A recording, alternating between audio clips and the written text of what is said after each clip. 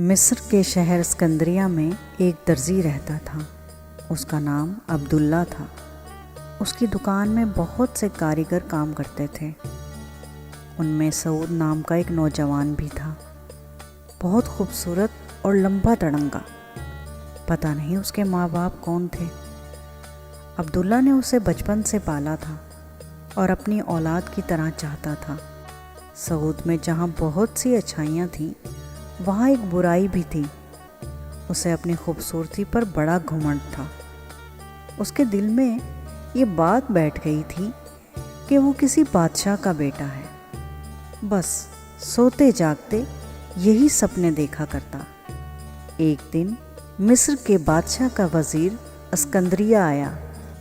عبداللہ بڑا نامی گرامی درزی تھا۔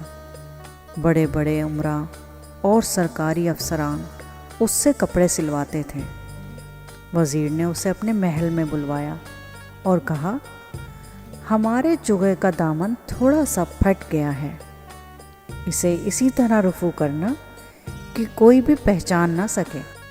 عبداللہ چوغا لے کر دکان پر آیا اور سعود کو رفو کرنے کے لیے دے دیا، کیونکہ تمام کاریگروں میں سے وہی سب سے زیادہ ہوشیار اور تجربے کار تھا۔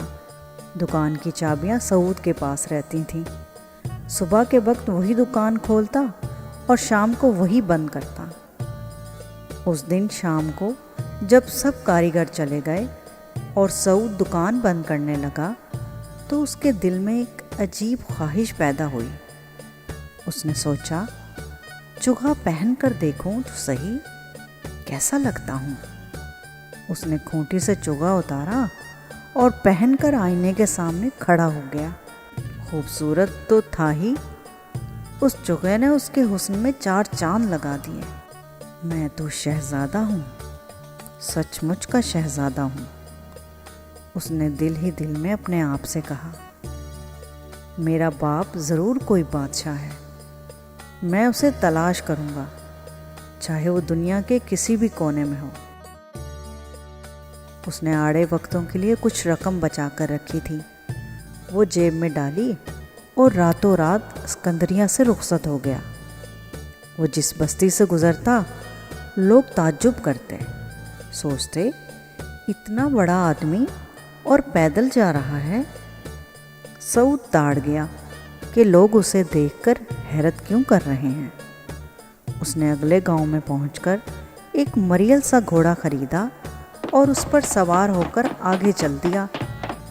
تھوڑی دور ہی گیا ہوگا کہ ایک گھڑ سوار ملا، 20-22 برس کی عمر کا، چندے آفتاب چندے ماہتاب۔ اس نے سعود کو بتایا کہ میرا نام ہاشم ہے اور میں مصر کے ایک پاشا یوسف کا بھتیجا ہوں۔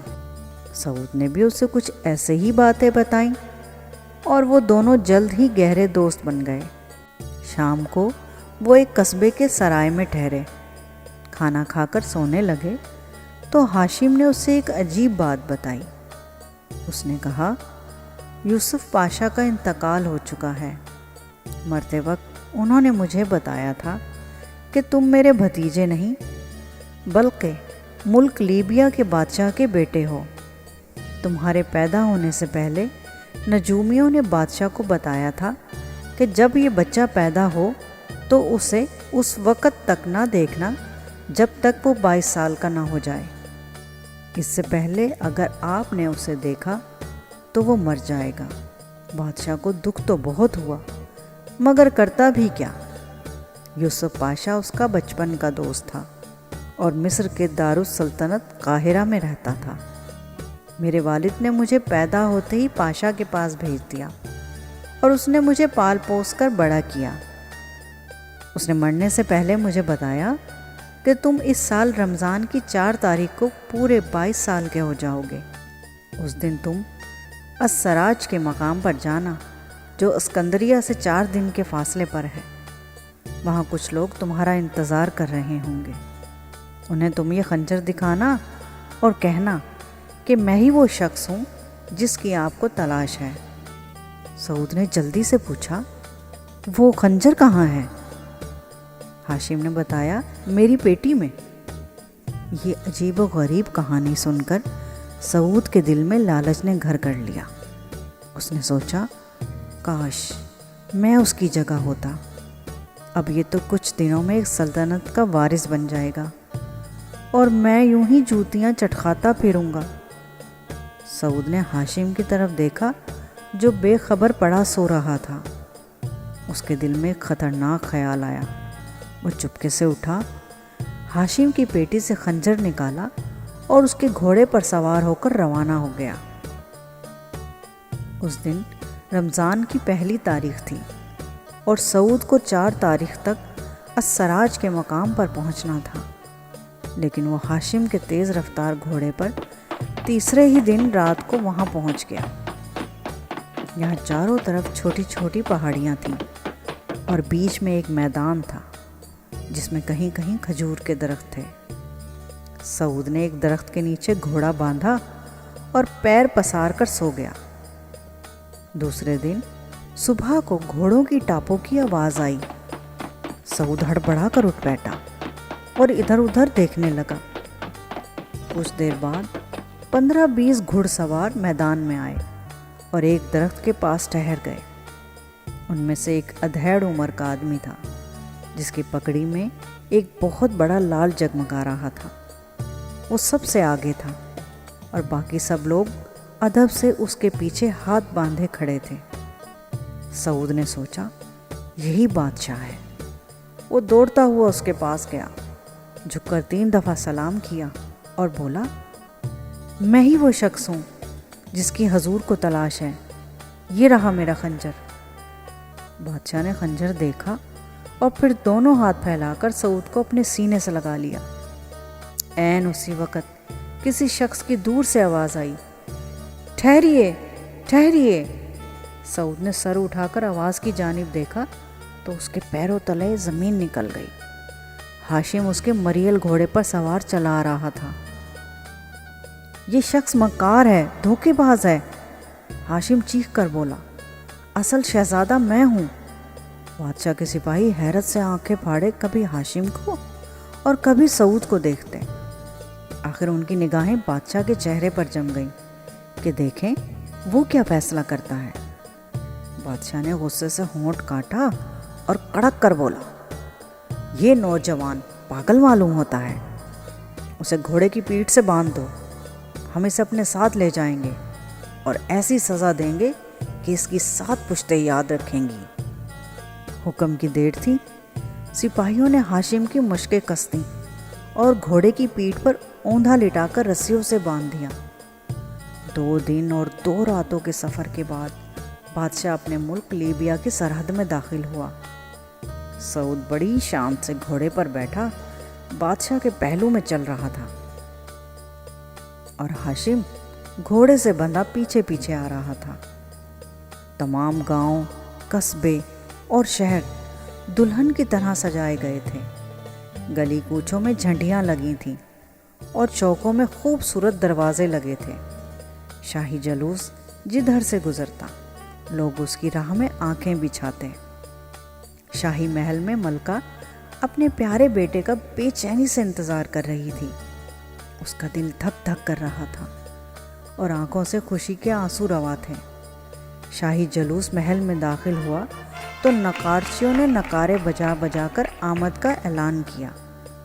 ملکہ مارے خوشی کے ننگے پیر دوڑی دوڑی آئی اور بے اختیار سعود کو گلے لگا لیا، مگر یکایک پیچھے ہٹی اور بولی، نہیں نہیں، یہ میرا بیٹا نہیں ہے، یہ میرا بیٹا نہیں ہے۔ آپ کیا فرما رہی ہیں ملکہ عالیہ؟